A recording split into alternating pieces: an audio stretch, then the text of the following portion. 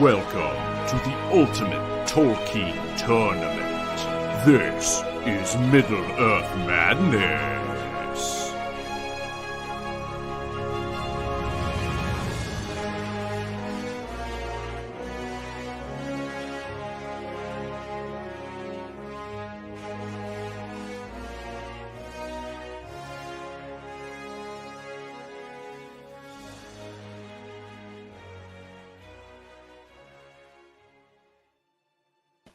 Welcome back, ladies and gentlemen. We are in the Elite Eight. Only 8 characters remaining in our third age Throwdown. Goes fast, and we've eliminated most of the field at this point. It's looking pretty chalky out there, and that's a good thing more than a bad thing to enable these heavy-hitting battles. We are joined tonight by Santi. Hello. How you been, man? Good. Sad to have missed a lot of the streams, but here we are. Hey, man, it's real life. We are also joined once again by Engine Chief. Hello. Good to Engine see you, Chief. Santi. You as well. So, as we established, Elite Eight. Let us see where we are in our bracket, shall we?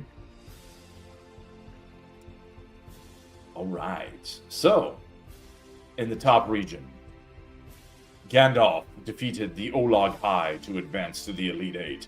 Treebeard smashed Frodo very rapidly.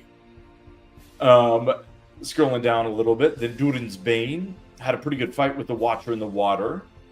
And then Glorfindel and Gimli went 30-something rounds, maybe 40 rounds. And Glorfindel ultimately got the better of him, much to Santi's delight, and he will face Durin's Bane. So 1 versus 3 up top, then a 1 versus 2, and then the bottom half of the bracket is Saruman defeating Quickbeam, and Radagast defeating Galadriel to set up an all-wizard 1 versus 2, Saruman against Radagast. And then at the bottom we have Sauron destroying Aragorn. He did get some blood on his shoes, though, in the process, but that's all Aragorn was able to pull off. And then Círdan defeated Landroval in an epic showdown to set up this 1 versus 2 at the bottom. So again, pretty chalky here. If we scroll down a little bit more, it looks like Tyler has the best bracket by 2 points over Kevin and Adam. And then Santi looks like you're 5th place. And then Chucky's down at the bottom. Josh at the very bottom. So yeah, that's where we're at. And that's how we got here. Thoughts so far, guys? Well, kind of interesting that there's, I guess that the top seeds are really top seeding this year. Like there's not been many crazy upsets in terms of the later parts anyway. Yeah, sort of played out just like the basketball bracket, didn't it? But this is the third tournament that we've won. We've run, and only one that's been like this. True.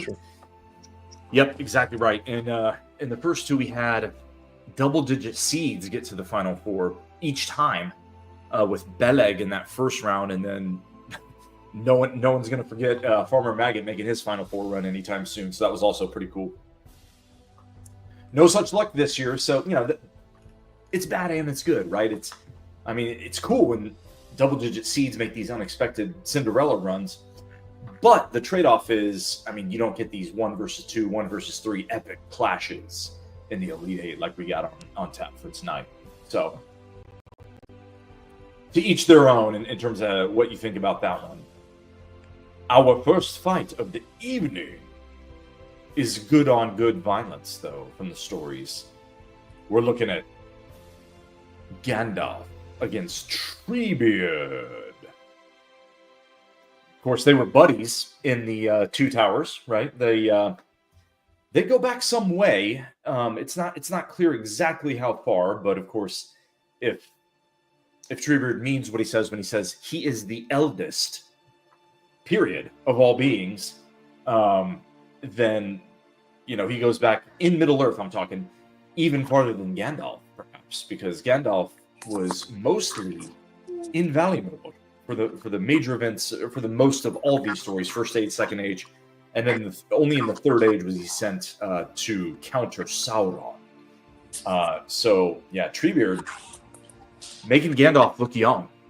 But yeah, obviously these two were both good in the books, and Gandalf, when he comes back as Gandalf the White, re-encounters the hobbits in Fangorn Forest, and maybe quite by design, sort of pawns them off on Treebeard and says, okay, you little hasty hobbits, you might be good for my old buddy Treebeard there. You might stir things up in just such a way. Of course, Gandalf is kind of the quintessential behind-the-scenes puppet master. Let's not do too much ourselves. Let's light a fire under the proper characters in order to, just give them a nudge to fulfill what you could argue is their destiny or their fate in Middle-earth, right? Maybe he does that a little bit to Treebeard, too. What do you guys think about that?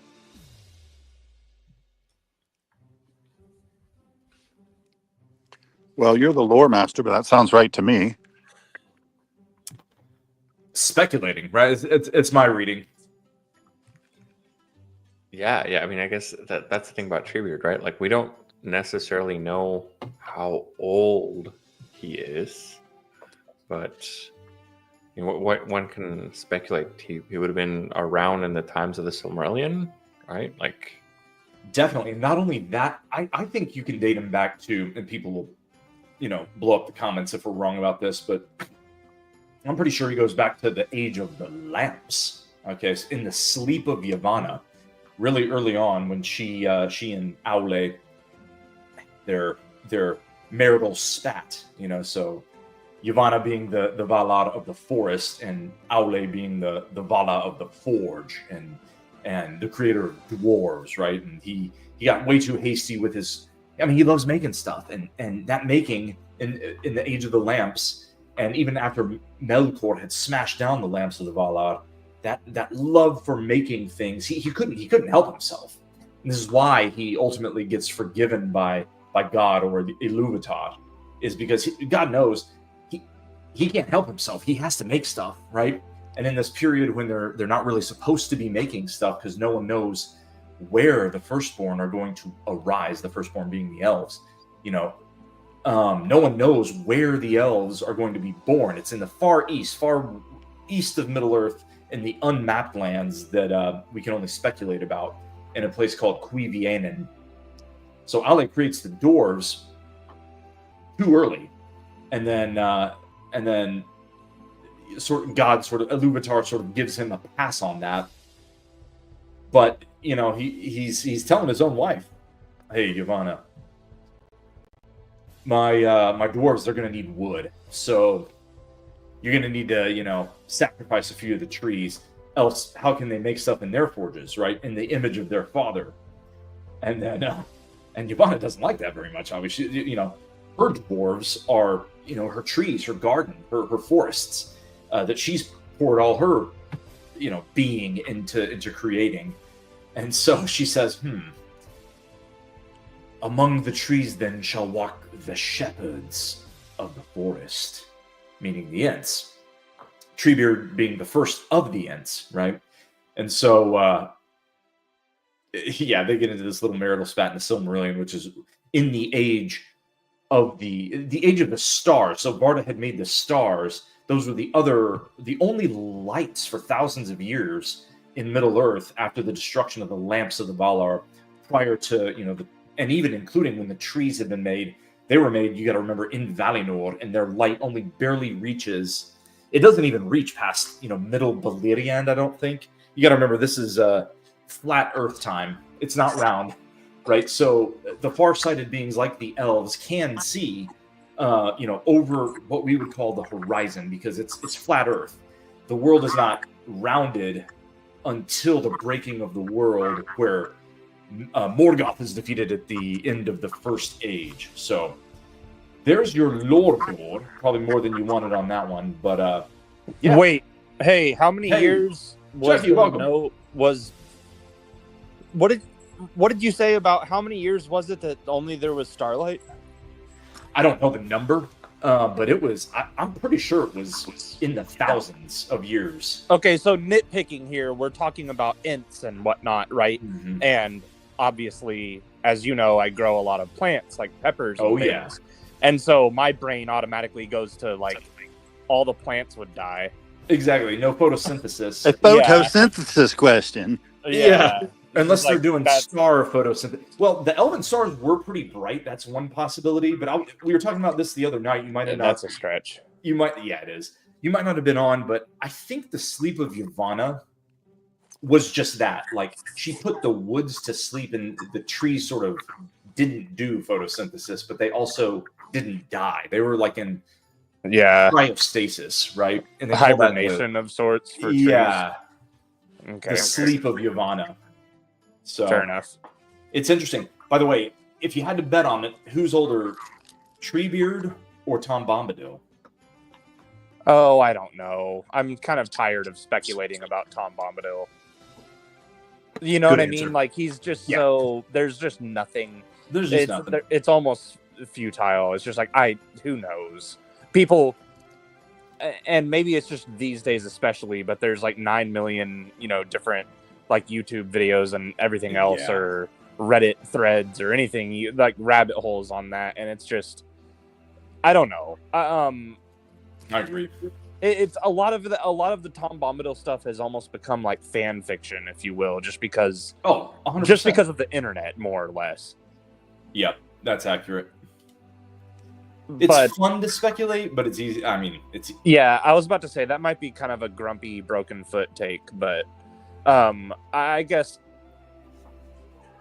I don't know. I guess I would say Treebeard is older. I mean, he's a tree. Yeah. At least we have data points on him, right? Dating back to the sleep of Yavanna. And sure. Tom, we don't even know what you are, right? You could be he's a mushroom fun hallucination. But... Yeah. We had a great phrase back when I was a kid in the generation before you guys, and it was really handy. It was, I don't know. And just let it be. I used that again and again, but not with the internet, man. No. You can just say, we don't know. That's hilarious. Yeah, exactly. Yeah, speaking of flat Earth, eh? Yeah. So our first one, I mean, look, Mithrandir won this whole thing last year. He's failed. We don't need to belabor that too much. I will show you guys the card just for reference, though, before we get rolling. Keep in mind, Gandalf only lost 12 fights. He beat Saruman, he beat Glorfindel, Elrond, and the very dude he's fighting tonight, Treebeard. Can Treebeard get vengeance? Treebeard, how'd he do? Pretty good. I mean... Only lost 17 fights, defeated Sauron, Durin's Bane, Radagast, and Smaug, but not Gandalf. But lost to Mary, so that shows you that he's an uneven character. He has offensive strengths and defensive weaknesses. 100%. Final thoughts before we get to it. Did anyone pick the upset in this one? Anyone have Treebeard in the Final Four? I do not. I don't think I saw any brackets with Treebeard in there, but just making sure. All right, then without further ado, let us fight.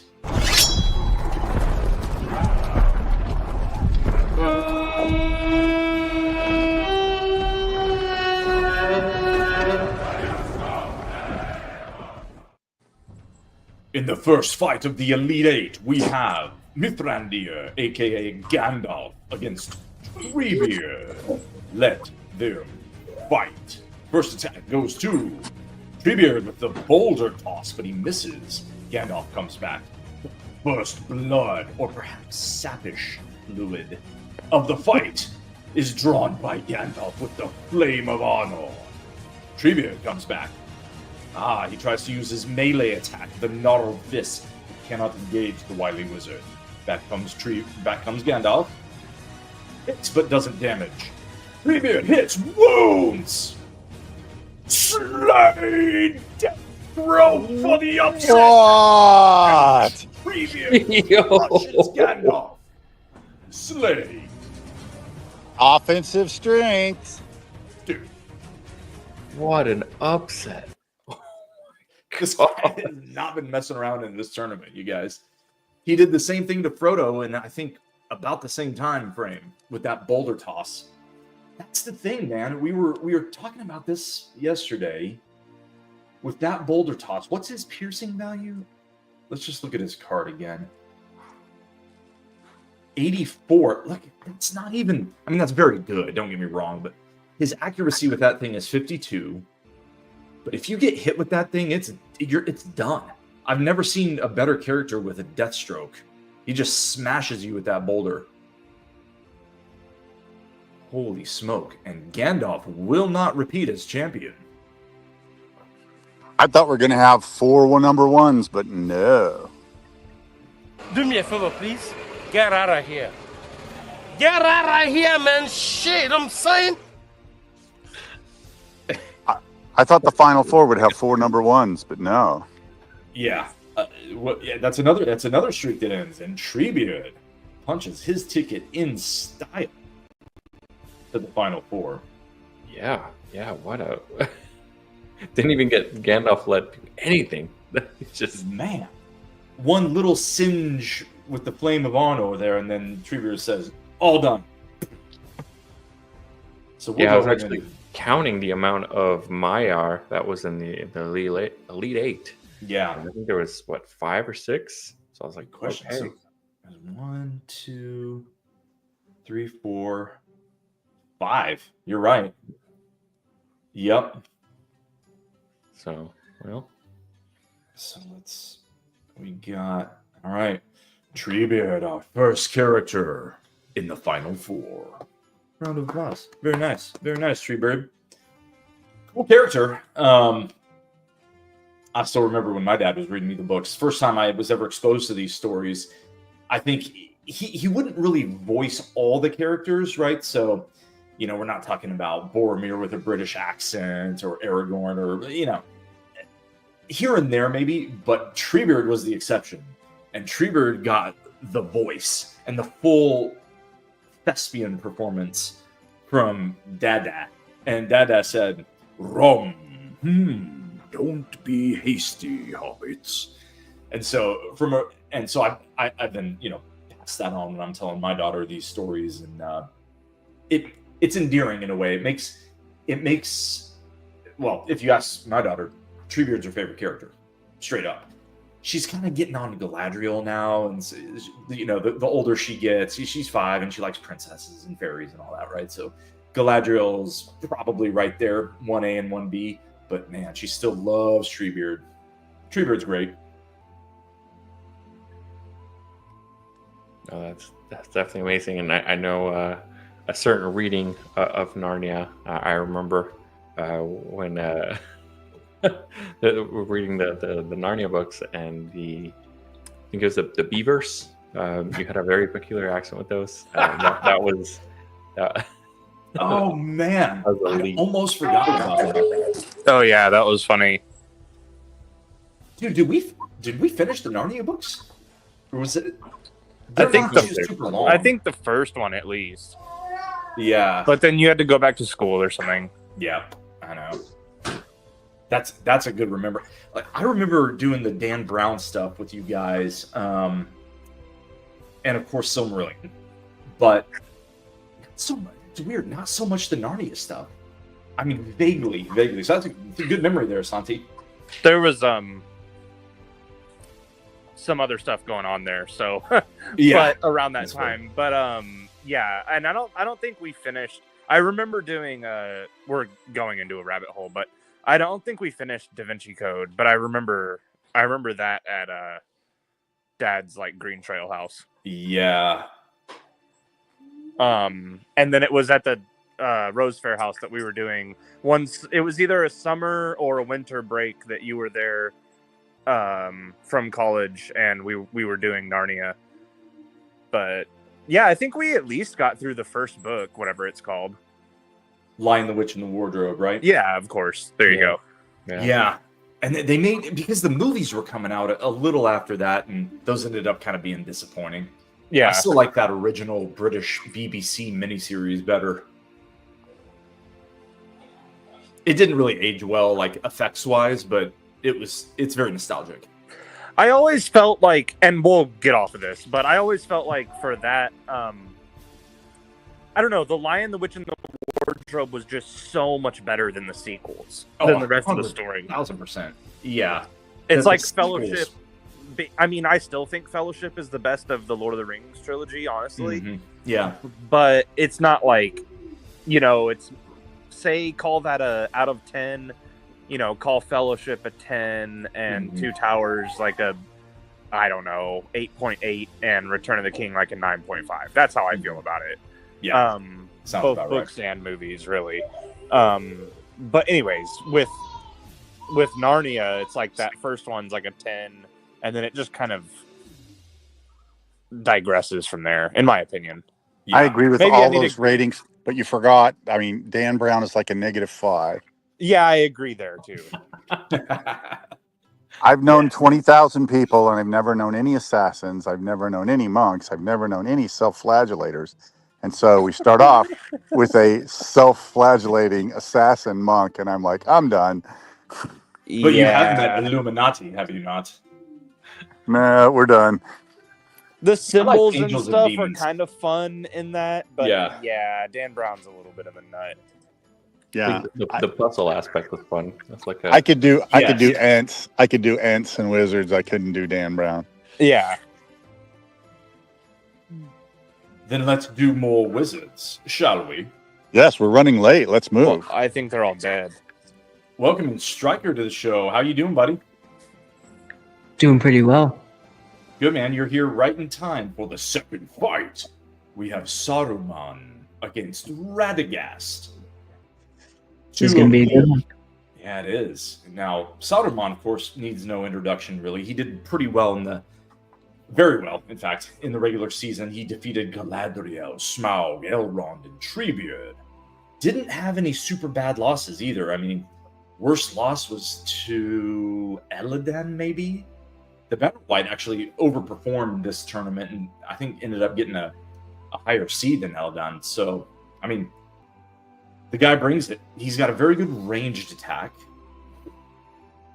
And I expect in this one, as we sort of alluded to on last night's stream, these guys are both going to hang back and spell cast. They have the same record. Look at that.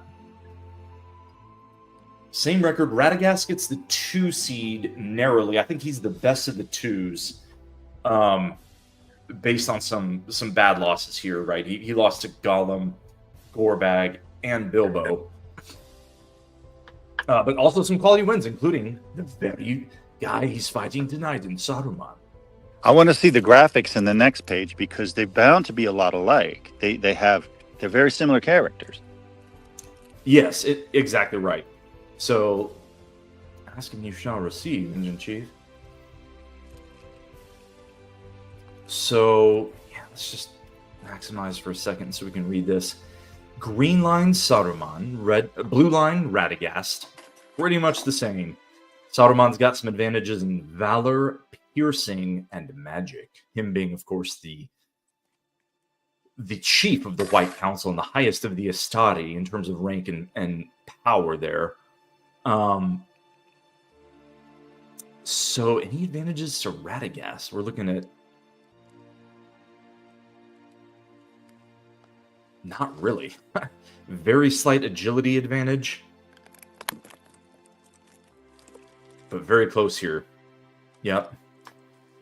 So very close means anyone's fight, obviously, but a little bit of an advantage here to Saruman. And I noticed that the advantages, they're all less than 10 difference. So I can tell it will be very interesting. Exactly. They must be related in terms of their order, and they are. So, How do you guys see this one breaking out, or maybe just hunches? Anyone pick Radagast for the final four? What do you guys feel? I finalize the battle engine here. I mean, after that first fight, I feel like we want all upsets, don't I we? do too. No number ones are going to make it. Here we go. Here we go. Time to eliminate some number ones. Especially Saruman. No one likes turncloaks. All right, so someone cue up the line of the night. We're ready. Let us fight.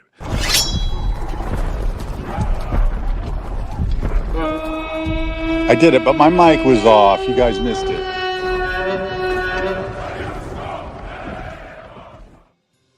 In the second fight of the Elite Eight, we have a all-wizard battle.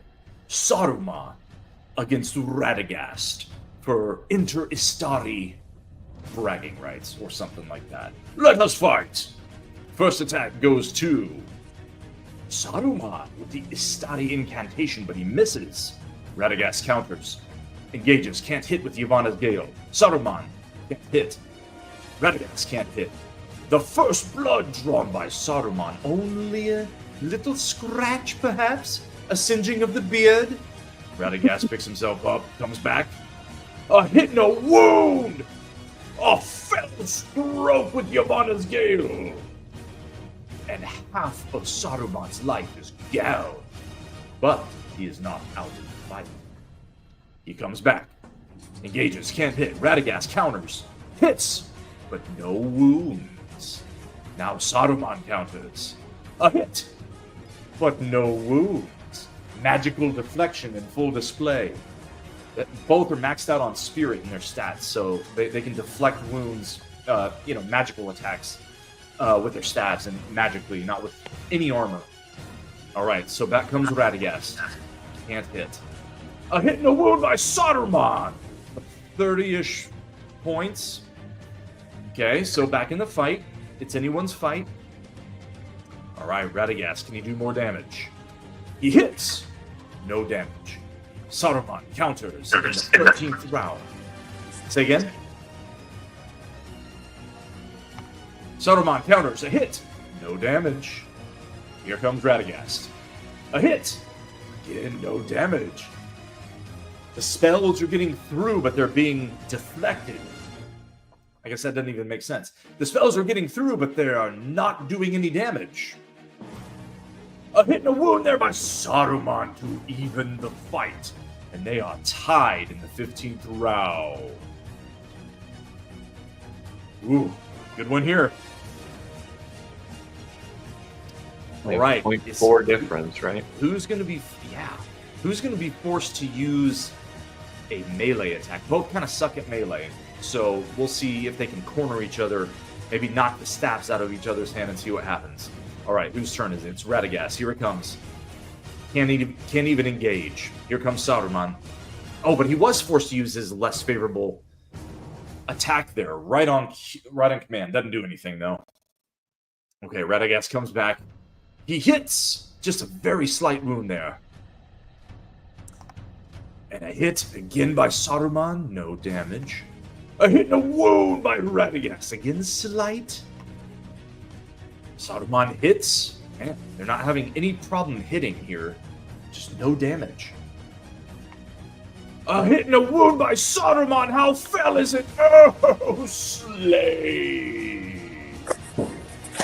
Saruman pulls it out in the 23rd round with the good fight from Radagast. Incantation. What was that? I said good fight from Radagast. It was, man. I thought he had it. Saruman, how could you? Yeah. So we got a 1 seed in the final 4, ladies and gentlemen. And it is Saruman the White. Or Saruman of many colors. Let's check out the... So will Saruman be matched against Treebeard? Yes, indeed. Let's make it official here. Saruman going to the final 4. Wait for it. Saruman against Radagast in the fight. No. What are we doing? No. Saruman against... Oh. No, so I'm sorry. We did this a little bit out of order tonight. Treebeard's going to get the winner of Durin's Bane and Glorfindel. And Saruman is waiting for the winner of Sauron against Círdan. Well, that's cool. So the wizards are all on the same side of the bracket. They are. Or the Maiar, anyway. If it goes all one seeds, it would be Maiar and Maiar down here. And of course, Treebeard spoiled that picture up here. So it's either going to be Int on Demon or Int on Elf. Good one either way there. So guys, we are halfway through the Elite Eight. What say you so far? Felt like that Radagast fight, man. I almost thought he was going to do something with it. He just had little tinks here and there, and just a lot of deflections though from Saruman. So good defensive performance from Saruman. Unfortunately, it was. Yeah, he hung in it and did enough damage in the end, didn't he? Absolutely. Now, good news for you though. Or anyone else want to chime in on the first half there? Anyone call this exactly right in their bracket? I feel like probably you guys did. Or not Treebeard. But most of you guys have Saruman.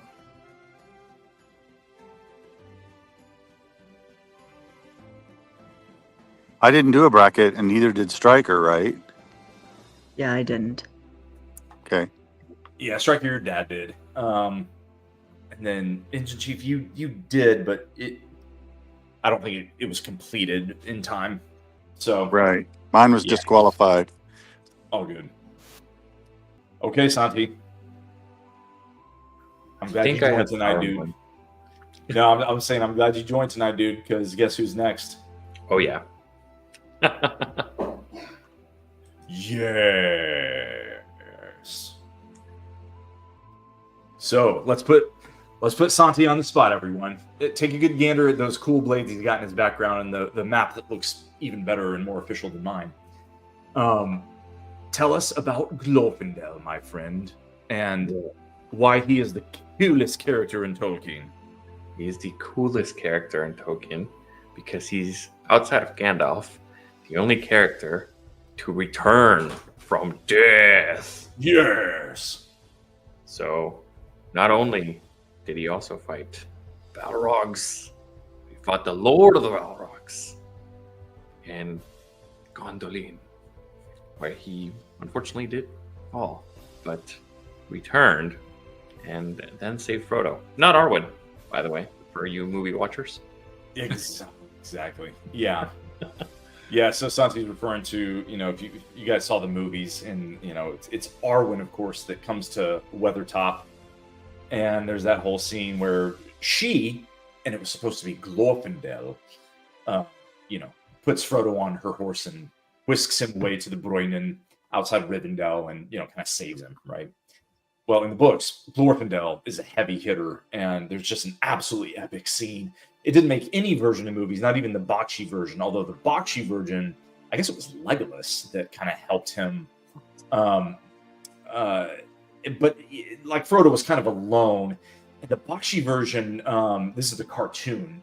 Striker, I know you've seen this because your dad likes it, but I really like parts of that cartoon better than the Peter Jackson movies. Just a couple, but they're there, right? And one of them is how they do the Nazgul at the Fords of Bruinen, where you really see the shadow world, kind of how Frodo's looking at it with the weird storms and dark versus light, and everything sort of disembodied and different, almost as if the blade of Morgoth, excuse me, the Morgul blade is kind of doing its damage already and taking Frodo to the shadow world. But when Glorfindel comes in the books, it's like the shining star driving away the shadows that are the Nazgul. The Nazgul want nothing at all to do with this elf. Why, you might ask? There's 9 of them at that point. All 9 are there. Each has a ring of power. It's not a ring of power that Glorfindel has.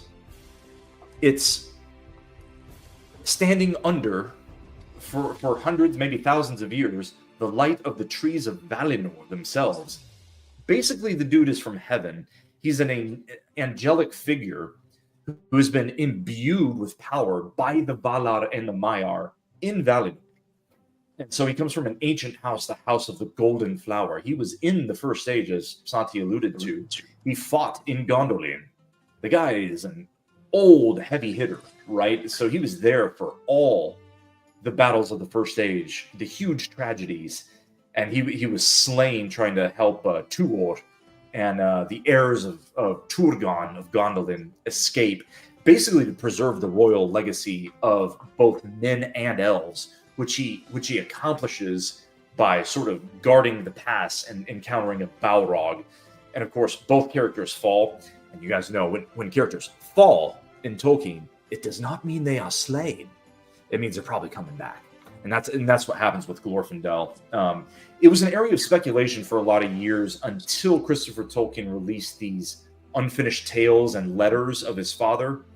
And then we finally got confirmation so the people on the internet, Engine Chief, couldn't just say, I don't know anymore, because we got the confirmation then at that point that Tolkien did intend for this Glorfindel to be the same Glorfindel as we saw in the first age. So he has. So what does he do? What does he do in Lord of the Rings after the Council of Rivendell? Not enough, says Santi. Yeah, look, he is subservient, to Elrond, and Elrond won't let any of his people fight. So he is loyal to Elrond in Rivendell and Imladris. And so after the Council of Elrond, the Fellowship was formed, and Glorfindel, as far as I know, sits out the rest of the fight. I mean, he doesn't ride with the Grey Company like Elladan and Elrohir. He's not a ranger. He's a Noldor. So I don't think he does anything else. Am I wrong about that? You guys drop it in the comments if I'm wrong about that.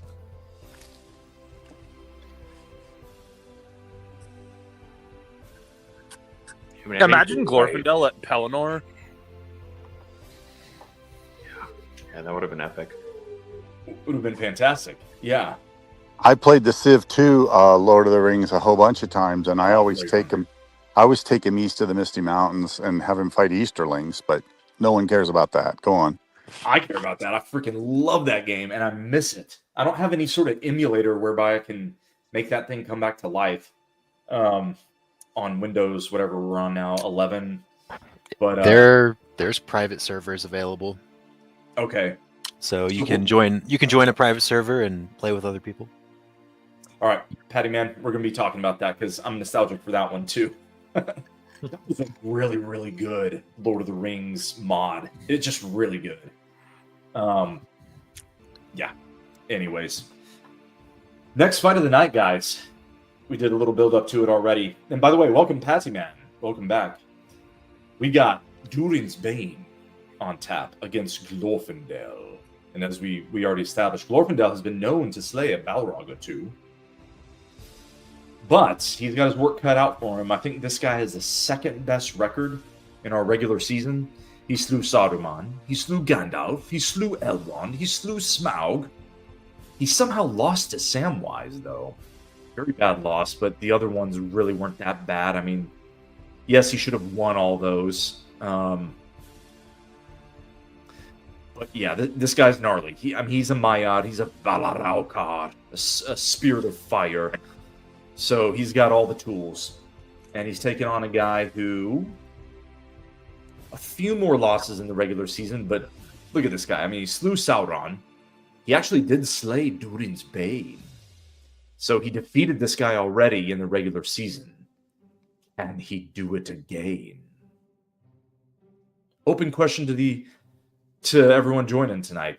Will he or can he do it again? Santi, we know what you're going to say, dude. Did you pick him in your bracket?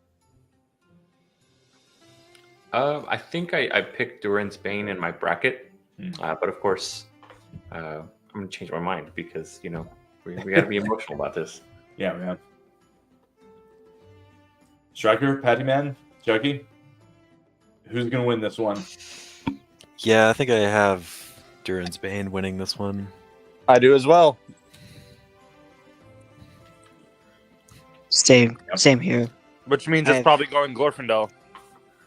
I don't know. Might get another situation like we had with Sauron and Aragorn, where it goes for a while. Could be. Now, the one big advantage that the graphs make obvious is that Glorfindel has a lot more armor than Durin's Bane, but it looks like Durin's Bane, it's not going to matter a lot because the Balrog is going to prefer his ranged attack, which is his flaming whips, his lash. And Glorfindel is going to prefer, he wants to get in there with melee. Okay, so he wants to wield his blade of Gondolin, and man, I don't know if that's the right move with that lash that the Balrog has. That's a gnarly one. He's got, so hold on. So blue line is Glorfindel, green line is Balrog. He's got a little bit of an advantage in stamina here too, but all the rest of those advantages go in favor of the Balrog. I think the battlefield conditions piece is probably what's going to be key here. They do slightly favor Glorfindel, and what that means, okay, so they get to use their preferred weapons 90% of the time. Sometimes those battlefield conditions favor characters that are more balanced in strength, right? Because the balanced characters would prefer to fight on a battlefield where they get the chance to use both weapons, and so they want their opponent to be forced to use their less favorable weapon more, because oftentimes it'll be a huge weakness. But with these characters, it's more of a Glorfindel's ranged attack is much weaker than the Balrog's, right? So but it's still not bad. Him being one of the Noldor, he has, basically a spell casting, just a light sort of effect that we gave him. As we established, he's not your average elf. He's one of the ancient Noldor. And so he might, let's see if he can use that, maybe in a pinch in the fight. Balrog's going to rely on his range attack though, even if he's too close to missiles and you got to switch to guns, I mean, he's still got a burning freaking sword. So good luck, Glorfindel. I'm Switzerland. I'm not going to say either way. But I do know that we are ready to fight. And so, let us fight.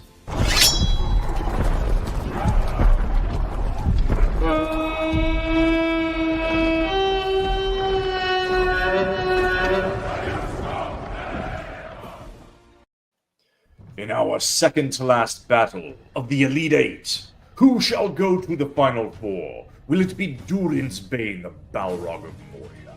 Or will it be Glorfindel of the House of the Golden Flower? Let us see, and let them fight. First attack goes to Durin's Bane with the burning lash, and right away he draws first blood. Just a scratch though. Glorfindel is able to get himself picked up and counterattacks. Another wound. Tit for tat right away, although not quite as much damage. They're very even so far. What will the Balrog do? He hits! He wounds! Heavily hewn. Yay! And the elf is staggered to his knees. Oh boy, already on the ropes, Glorfindel. What can you do? He counterattacks. He can't even engage, and here comes Durin's Bane bearing down. He hits! No damage. Here comes Glorfindel. Can't even engage. And back comes the Balrog of Morgoth. He engages, can't hit. Glorfindel counters. Can't even engage. Man, he's trying to use that blade. Maybe he needs to do a range attack. Here comes the Balrog, engages, can't hit. Back comes Glorfindel, hits and wounds! A nice stroke there. Hope remains you are never out of the fight. Until, of course, you are. That's called being slain. Okay, so here comes Durin's Bane. Let's see what he can do.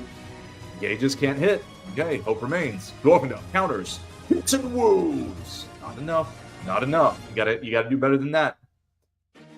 Back comes the Balrog. Another wound. Fortunately, not huge, and he does that with his less favorable weapon there. Glorfindel, behind by about 30 life points. What can he do? He engages. Can't hit. Back comes the Balrog, and he slays the elf with death and fire. Woohoo! And the Balrog will advance to the final four.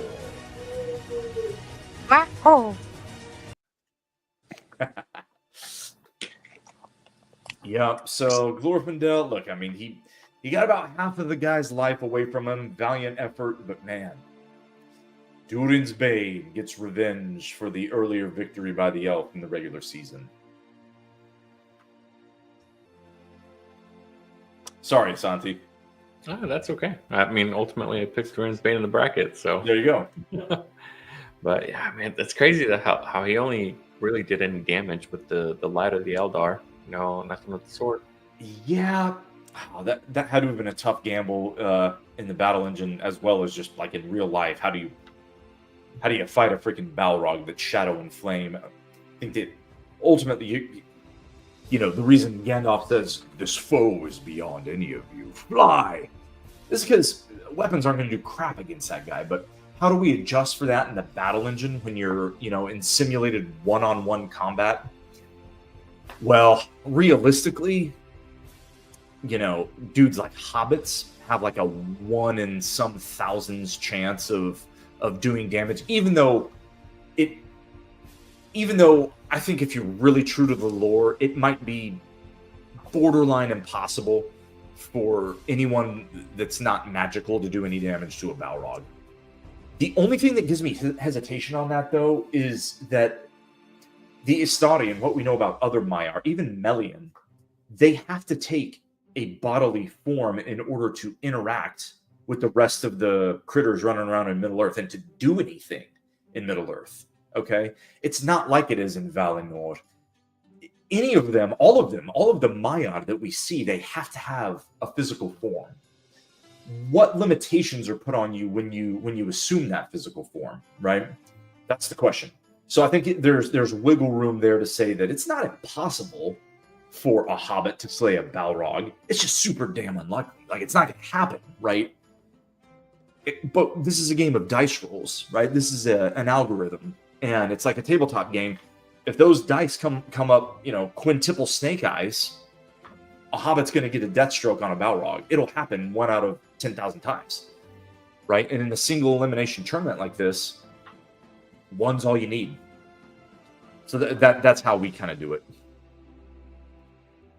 Now, Durin's Bane, we'll go ahead and advance him. He's going to go up there and take on Treebeard. It's not looking good for our woodland friend over there, is it? That's going to be a tough out. So, we have our first matchup in the Final Four. Set. It's going to be Treebeard against Durin's Bane. What do you guys... Do a little look ahead for me while I set up the next fight here. What do you guys think of that one?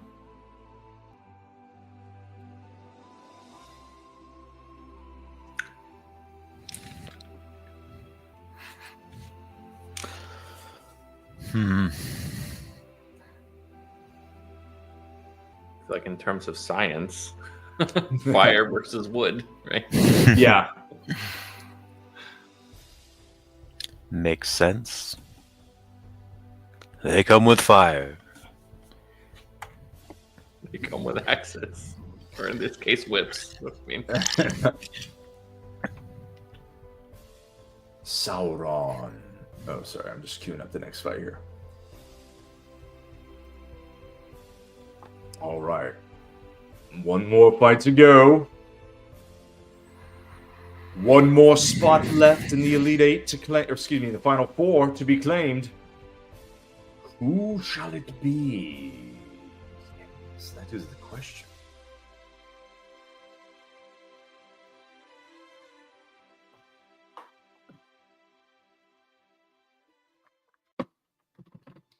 So we have, this is an interesting one to me because, see, in this one, see, Sauron in the Third Age does not have his one ring of power. If he did, the elves couldn't actually use their 3. Instead, it's the opposite. The elves can very much, and did, use their 3. Arguably, that's one of the only reasons that they were able to win the War of the Ring, right? They were able to really set up strongholds in all 3 of their cases, including Círdan's here. Círdan had the fire ring, as you can tell from his card there in the art. Okay, so at the beginning of the Third Age, he was actually one of the oldest. The reason he was given that ring, ultimately it was decided by Gil-galad that Círdan being the eldest and highest ranking of the Sindar of Valerian. So these were not Noldor. These were, Círdan's house was Teleri, Falathrim, but he was mixed. He's a mixed race guy. so he's partly Teleri elf and partly Sindar. So Sindar being the people of Menegroth and Doriath that arose under Melian the Maya and King Thingol, who was one of the 3 original elf lords dating all the way back to the arising of the elves in Cuiviénen. So when the elves first awoke, and the first things that they saw was starlight, the stars of Varda, that really stuck with them. That left a mark. You know, they talk about stars more than just about anything else. And the first thing they heard was falling water. So waterfalls and starlight. You want to seduce an elf? If you guys like the look of Galadriel over there, or Luthien, dude, write them a poem about waterfall and starlight. Done. That's just what they dig, right? So Círdan, so this house of the Sindar, they never go to Valinor in the First Age, like all these other, like the Noldor, for example, in the Vanyar, the 2 houses of elves that are, like I said earlier, imbued with power from the Valar and the Maiar. They study under the Valar. The Valar are teaching them in classes for thousands of years. The Maiar instructing them in fell crafts. I mean, they become basically Maiar light, a lot of these elves, right? And you'll see in our tournament later in the year, if you like this First Age stuff, guys, definitely tune in for our Ultimate Tolkien tournament. 64 Tolkien characters going back to the First Age, right? So it's everyone. Dude, there's guys in the First Age that make, I mean, heavy hitters, even like Gandalf, look pretty weak. Like Gandalf's probably going to be a 4 or 5 seed in that field, right? Maybe a 3 or 4 seed. We'll have to see. But the point is, there's a lot of dudes in that tournament that are just elite. So just giving you a little idea of the history here as we approach our last fight of the night, right? Sauron doesn't really need an introduction, right? He being the most powerful of all the Maiar, right? So that includes Balrogs, like we saw fight earlier tonight. That includes the Lord of the Balrog, going back to the First Age. That's Gothmog. Sauron is described as being mightier in spirit as a Maiar than some of those guys, right? So certainly that includes all your wizards and Melian, people like that. So he's just an absolute tank, an unstoppable force. Sauron, even in that big tournament that we were describing earlier, probably still gets a 2 seed, second only to dudes like, he might even get a 1, honestly. So he's still top of the heap by quite a lot. Now, Círdan's going to have his work cut out for him. But that being said, guys, how do we feel about the upset being possible in this one?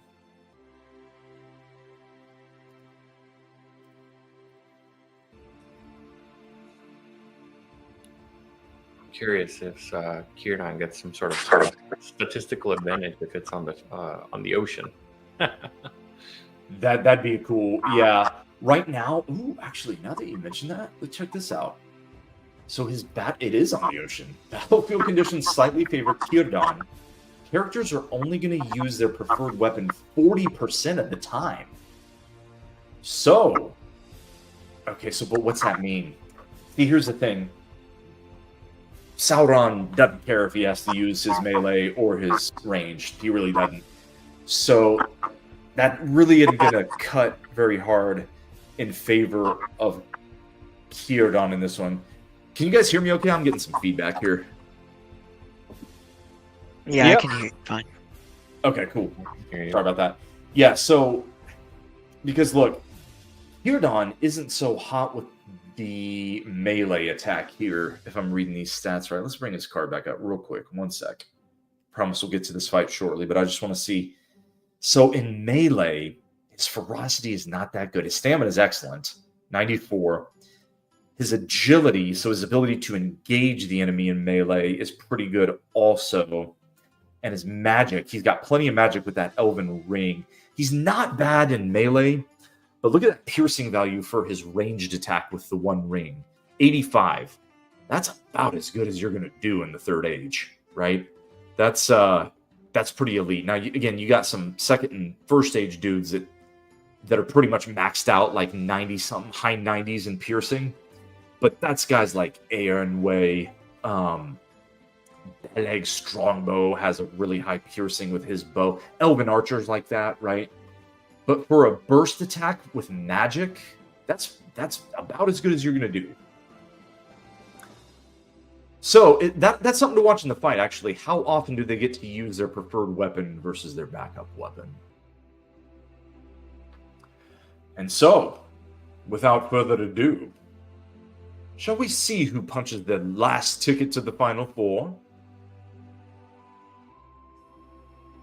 Let's do it. It's the Fell Four. It's the Fell Four. Shame on me. That is correct, Junkie. And to that I say... Fight. Say it again. Let them fight. Excellently said.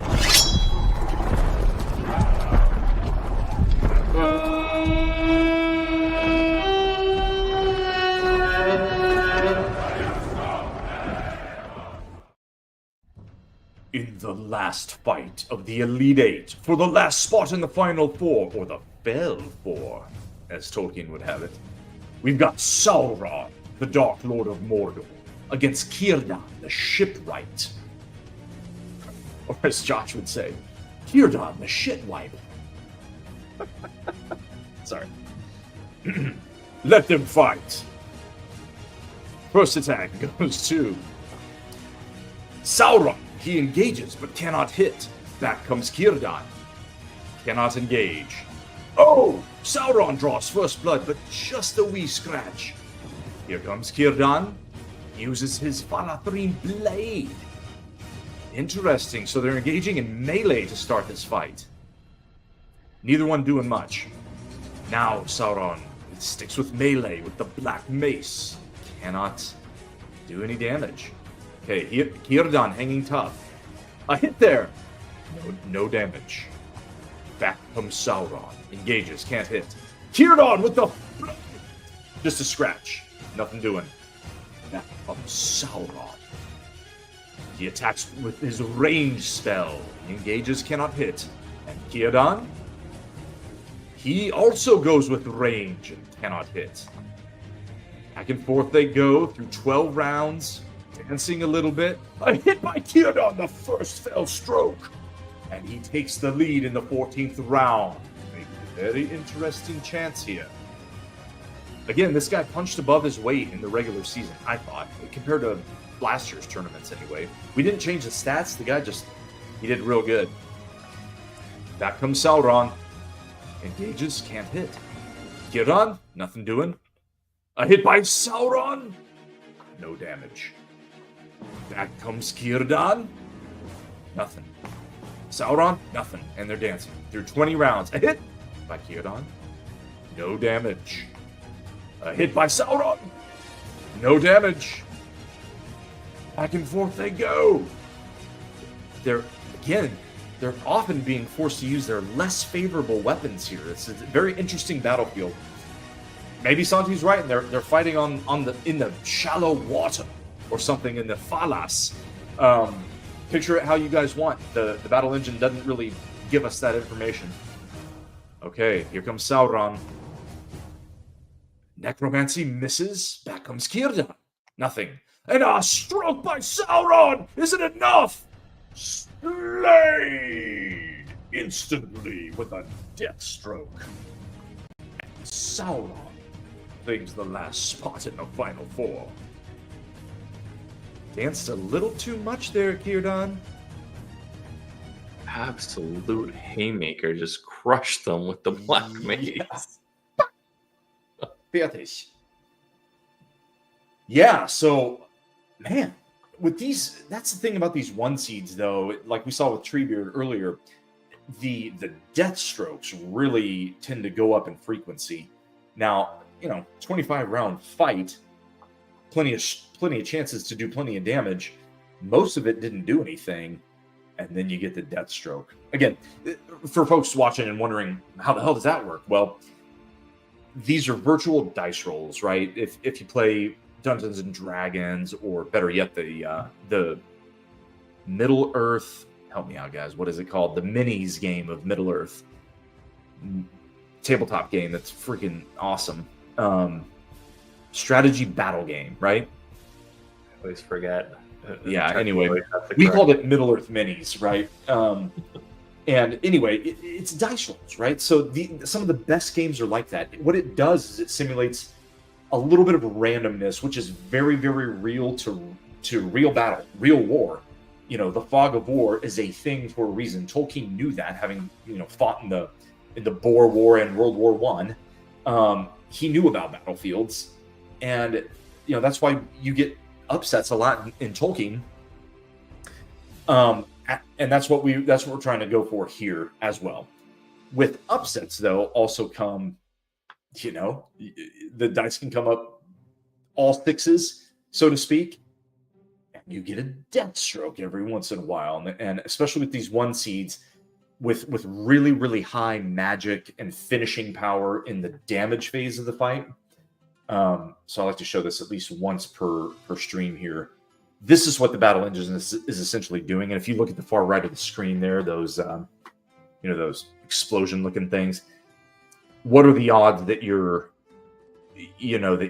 roll, quote-unquote, dice rolls, now they're algorithmic dice rolls, of course, but your computer dice rolls are going to turn up all sixes and get you one of those slain results at the bottom? Well, they're going to be higher. You get more random ping pong balls or more dice in the machine. Pick your analogy. If you're a heavy hitter like Sauron or Gandalf, right, with maxed out magic and also really good stats across the offensive categories like stamina, ferocity, and look, 99 magic. That magic right there. That's 1/3 of the damage dealt. That really ups his odds of achieving that death stroke that we saw. So that sheds a little light on what's going on behind the scenes there. So let's take another look at our bracket here. Now we'll get y'all out of here with a final look at our final four. So we're going to go ahead and advance Sauron, where he will take on Saruman. Maiar against Maiar. Palantir wielder against fellow Palantir wielder. 2 1s there, and then a 1-3 at the top, where the Balrog will fight Treebeard. I like that we at least got 1 3-seed in there. It was very chalky this year compared to all of our past tournaments. But again, sets up some nice fights that way. Pros and cons, right? Final thoughts, guys. Yeah, it's interesting. I mean, could have been very easily the first tournament ever where we would have had 4 1 seeds. It was about to be, right? Yeah. Oh yeah, I didn't see the Treebeard Gandalf fight. Yeah, so Treebeard took care of business, obviously. Spoiler alert. By the way, if you missed any of our fights, go to middleearthmadness.com. Or go to our YouTube page. But all of the fights, if you go to the events page of the website, you can link to our YouTube page, and we'll even curate some of the best fights of the tournament for you going into the Final Four. So always a good opportunity to catch up over there.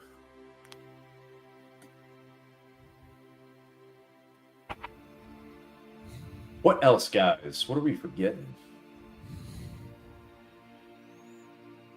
Our Final Four set, man. I have a feeling Treebeard is going to take it. Ooh, excellently said. Yeah, that Balrog fight's nasty. Just keep hunking rocks, man. Exactly. Yeah, and you guys remember, not that history repeats itself, lightning doesn't strike twice or whatever, but like, Durin's Bane, the Balrog, kind of didn't do well in either bracket last year. You remember? Yeah. He putzed out, and I can't remember if it was Samwise or Maggot that beat him. But yeah, he lost to a Hobbit. So, look, it can happen. Watch him win it all this year after I say that. Now, I'm supposed to be Switzerland, but I did make a bracket, and I had Smaug winning it all. So I was out. My bracket was busted before any of you guys'. I believe I had Smaug winning it as well. So, oh, did you? Yeah. That being said, I like Chucky's idea. Just have Treebeard just eating rocks at everybody. Man, those boulder tosses they do some damage, man. We've seen it a couple times now. Who did Smaug lose to? I gotta remind myself here. He was a 2 seed. Where's he at here?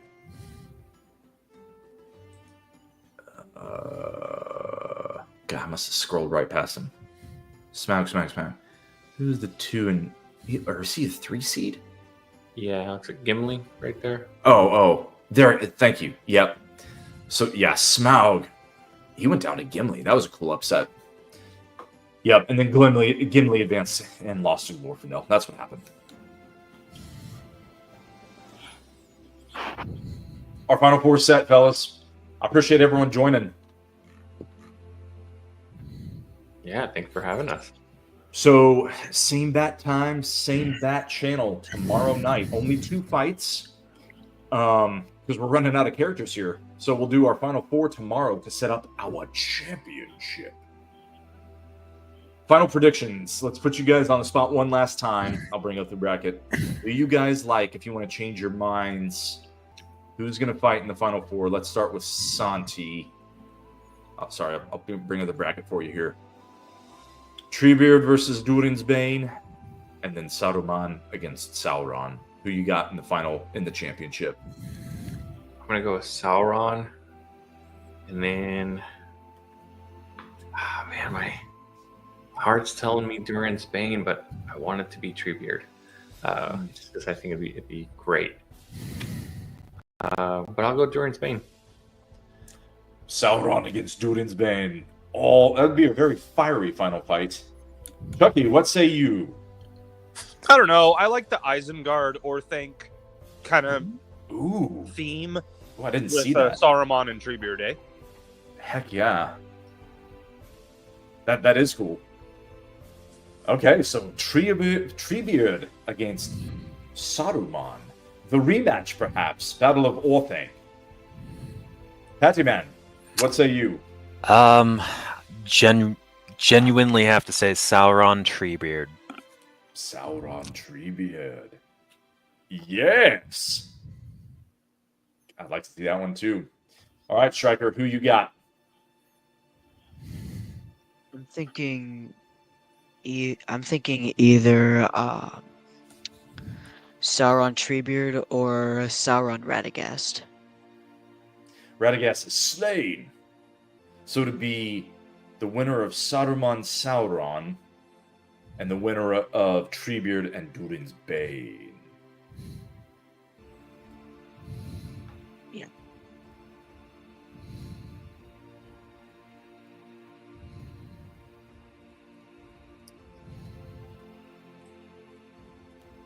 Who shall you choose? Sauron Treebeard. Excellently done. Sauron against Treebeard. But you heard it here first, guys. Anyway you slice it, though, because of the way it's played out, it's going to be a good final. So, guys, go check out MiddleEarthMadness.com. We appreciate you guys supporting us. And with that, thanks everyone for joining tonight. By far the coolest panel we've had, so it helps to keep it lively. Yeah, you guys follow us on socials, your favorite socials. We're going to be on there. So drop us comments, like, follow, all that good stuff. You guys know the drill. And we will see you tomorrow night for the Final Four. And as Professor Tolkien says, you cannot come to the morning light except through the shadows. And where there is light, there is always hope. You are never out of the fight. We'll see you tomorrow night.